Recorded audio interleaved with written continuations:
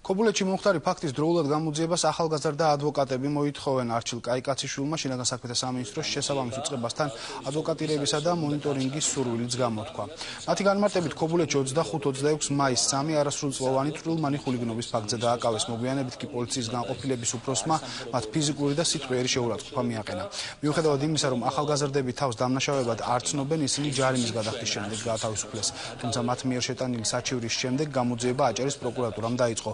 ახალგაზრდა ადვოკატების განცხადებას დღეს მთავარი პროკურატურაც გამოეხმაურა. ორგანიზაცია ახალგაზრდა ადვოკატები მიმართავს საქართველოს შინაგან საქმეთა მინისტრს ბატონ ირაკლი ღარიბაშვილს, რათა დაჩქარდეს გამოძიება იმ საქმეზე, რომელიც ეხება ქობულეთის პოლიციის თანამშრომლების ქმედებებს. პრობლემაც ახალგაზრდა ადვოკატების ინფორმაციით 2013 წლის 25-26 მაისს 3 ქობულეთელი ახალგაზრდის მიმართ ჩაიდინეს არამართლზომიერი ქმედება.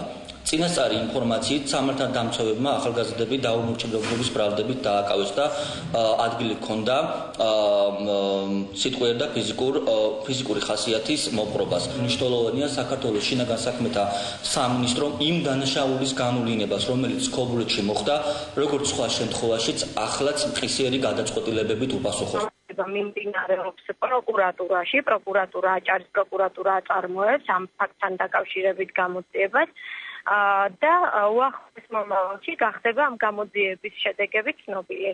ამ ეტაპზე სხვა არაფერი შემიძლია გითხრათ, გარდა იმისა, რომ საზოგადოებას აუცილებლად ვაცნობებთ ამ გამოძიების შედეგებს უახლოეს მომავალში.